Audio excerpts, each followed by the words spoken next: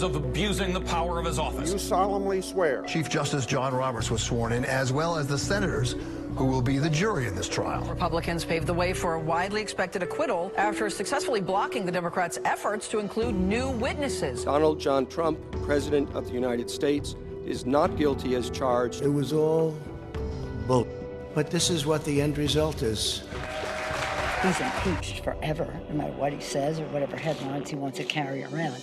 You're impeached forever. A jury found Harvey Weinstein guilty of 2 out of 5 counts, guilty of sexual assault and third-degree rape. Right after the verdict was read, Harvey Weinstein said, "I'm innocent, I'm innocent, I'm innocent." This is the new landscape for survivors of sexual assault in America, I believe, and this is a new day. Prince Harry and wife Meghan reveal they intend to step back as senior royals. The decision that I have made for my wife and I to step back is not one I made lightly.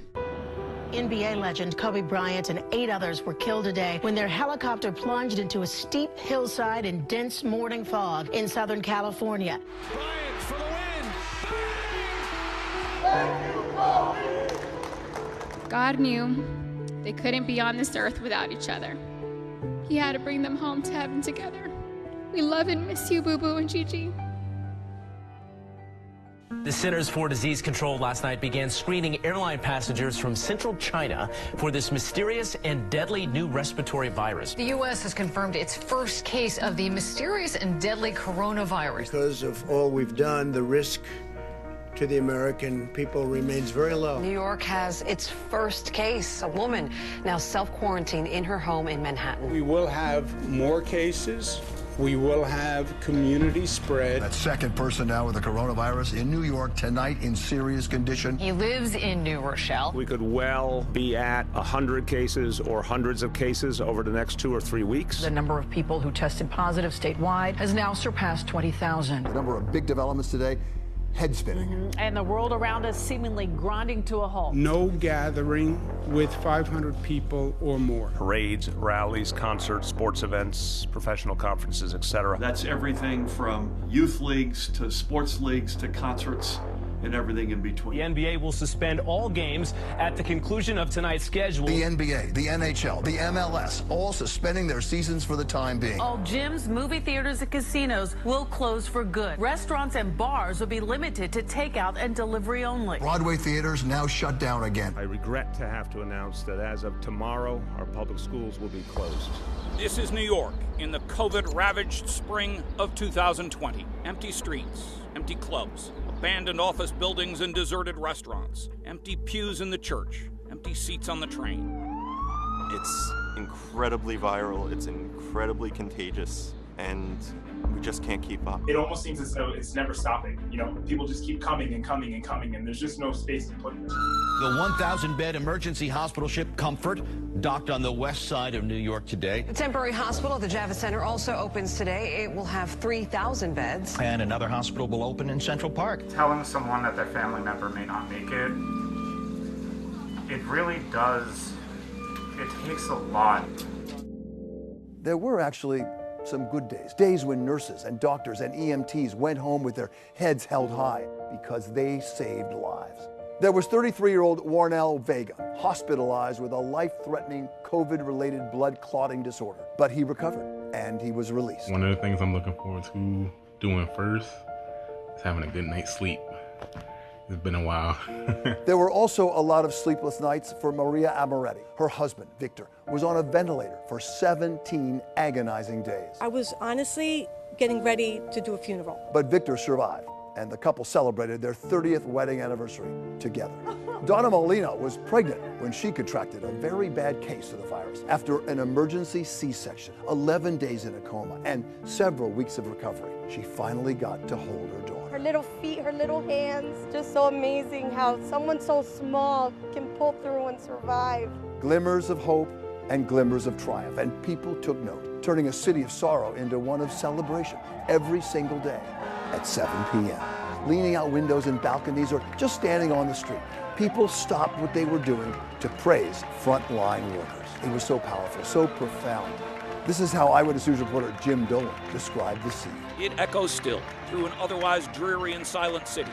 In the midst of all that anguish, all that heartache, This was a singular, joyous, a raucous celebration of thanks to the soldiers in scrubs, defending a city, a nation under attack. Pots clanging, sirens wailing, hands clapping. When they could, the doctors and nurses watched and took it all in. But there was still so much work to do.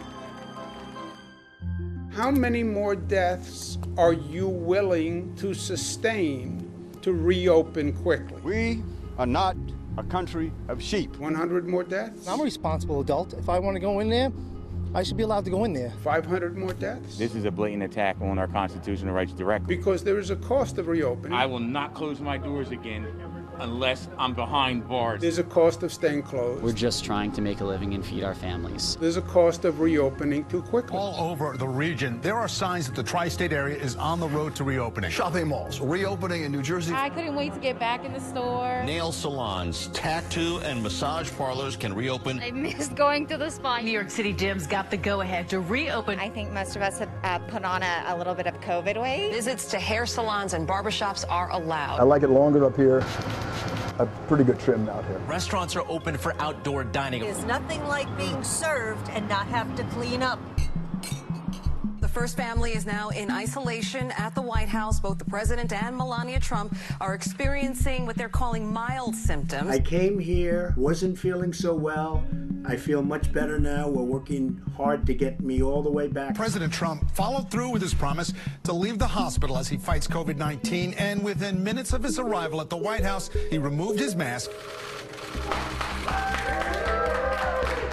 We have the vaccine, which is the weapon that will win the war. I feel hopeful today. I feel like healing is coming. It's not just a shot in the medical sense, it's a shot of hope.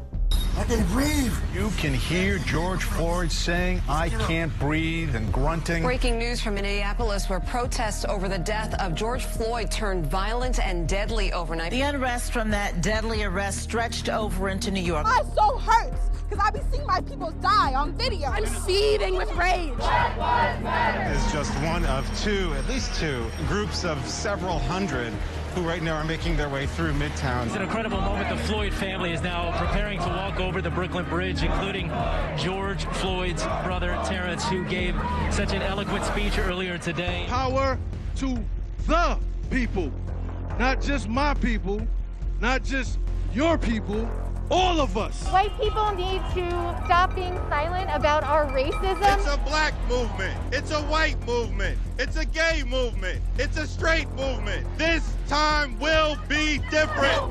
Back up! Brooklyn exploded in rage tonight. The tension between cops and demonstrators tonight exploding onto Manhattan Street.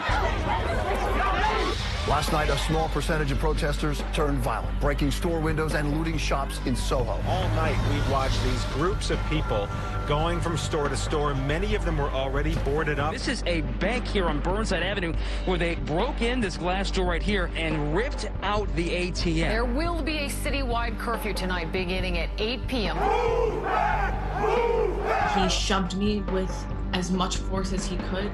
I flew out of my shoe and smacked the back of my head on the concrete. Anytime an officer is alleged to have done something inappropriate, there needs to be an immediate investigation, immediate consequences. Take a look at this. Washington Square Park with NYPD Chief of Department Terrence Monahan, who just took a knee out of support for the protesters. That's the first moment that we get this together, that us and everything that these cops have given their blood for, and the communities that we serve and they all love, can go back together. Let New York show the country how this is done.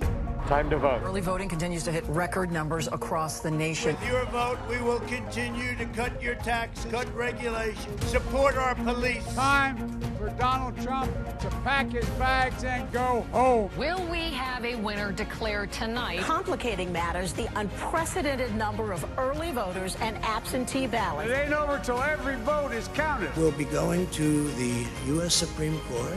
We want all voting to stop. 16 hours after the last polls closed and the presidential election still hangs in the balance. Very close in Pennsylvania, right? There's no question. To state the obvious, if Mr. Biden wins Pennsylvania, he will become the president-elect. The volume in Philly has been ratcheted up as Biden closes the gap. We have breaking news results from the state of Pennsylvania. Those results are in right now. We did it. We did it, Joe.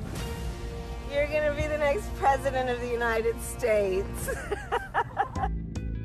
Supporters taking to the streets, dancing, cheering.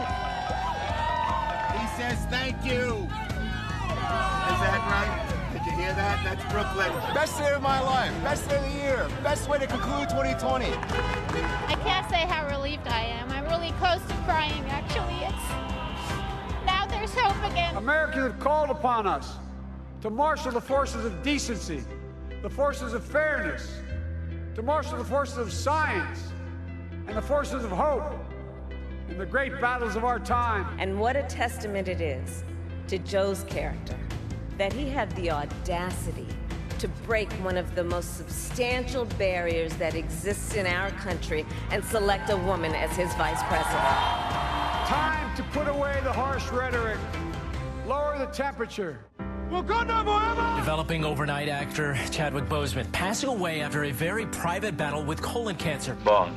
James Bond. A Festivus for the rest of us. Where's the adoration that usually greets me when I run into a room? Welcome to the beginning of a brand new show here on WAVC TV, Channel 7. Those of us who have been here a while knew him as a colleague and a friend. I've got a show to do. What you saw on air was the same person we got in the hall, except he was even funnier one-on-one. I want people to enjoy what I do and understand what I'm doing is for their enjoyment. And I said, Dr. King, I am John Robert Lewis. Back in 1981, I was basically a young reporter fresh out of college. I met a very humble man. He was running for city council. His name was John Robert Lewis. That was the beginning of a friendship that lasted nearly 4 decades. Anthony, I came to that point where I lost all sense of fear. I thought on that bridge in Selma that I just might die. This city has given powerful proof of the proposition that all of us are created equal. But Whitey Ford is in complete command all the way. I loved what I did for a living. It was a physical and art form. I am so lucky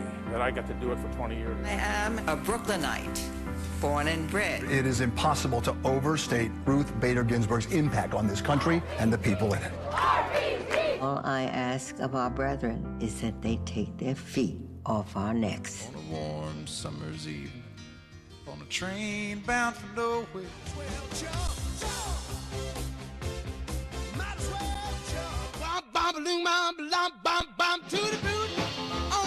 Here is the host of Jeopardy, Alex Trebek. One of America's most beloved figures died yesterday after a nearly 2-year battle with pancreatic cancer. What is, we love you, Alex. That's very kind of you. Thank you. I've had one hell of a good life, and I've enjoyed it. And the thought of passing on doesn't frighten